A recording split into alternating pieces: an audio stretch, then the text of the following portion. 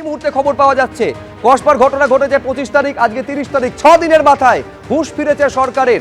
মনোজিৎ মিশ্রকে বরখাস্ত করতে বলল সরকার। এই মুহূর্তের খবর, মনোজিৎ মিশ্রকে বরখাস্ত করতে বলল সরকার। আপনারা জানেন যে একেবারে অস্থায়ী কর্মী হিসেবে নিয়োগ করা হয়েছিল, জিবির সিদ্ধান্তে তাকে বরখাস্ত করার সিদ্ধান্ত হয়েছে এবং তার দুই সাগরেদ যাদের গ্রেফতার করা হয়েছে তাদেরও রাষ্ট্রীয়তার সিদ্ধান্ত নেওয়া হয়েছে।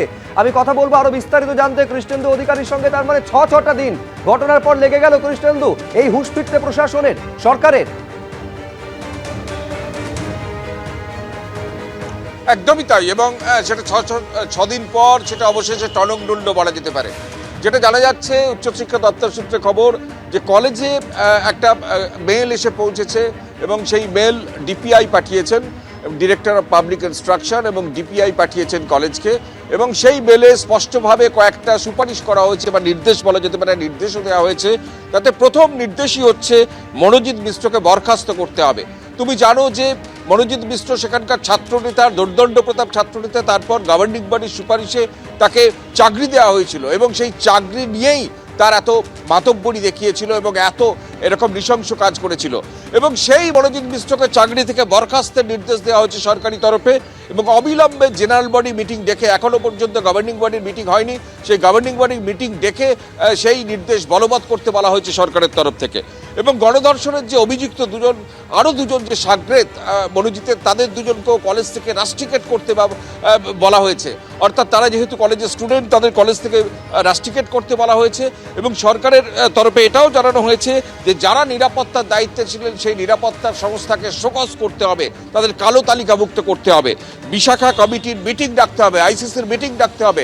কেন এখনো মিটিং ডাকা হয়নি সেই প্রশ্ন তুলেছে সরকার। এবং অফিসের পর কেন এই যে ক্যাম্পাস খোলা থাকে, তুমি জানো যে কলেজ আওয়ার্সের পর ক্যাম্পাস খোলা থাকে কেন, তা নিয়ে বারবার প্রশ্ন উঠছিল।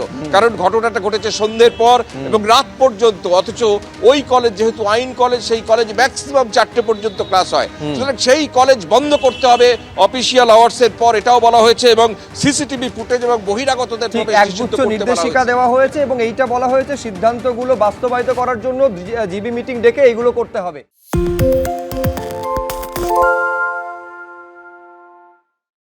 সত্য অন্তহীন, সত্যের খোঁজও তাই, সত্য সন্ধানে তাই আমরা অক্লান্ত, অকুতভয়। এবিপি আনন্দ নতুন ভাবনার প্রতীক, যা মনে মুক্ত, তথ্যে যুক্ত এবং যাবতীয় সীমানার বাঁধন থেকে মুক্ত। সীমা না শব্দটির মধ্যে লুকিয়ে আছে মানা শব্দটি, যেন চোখ রাঙানি এক অদৃশ্য বেড়াজাল, যা আটকে রাখে আমাদের এক ছোট্ট গণ্ডির মধ্যে। একমাত্র সঠিক খবরই গড়ে তুলবে এক মুক্ত সমাজ। সেই জগৎ গড়ার লক্ষ্যে কোনো সীমানার ঠুকুটি আমরা মানব না। এবিপি আনন্দ এগিয়ে থাকে, এগিয়ে রাখে।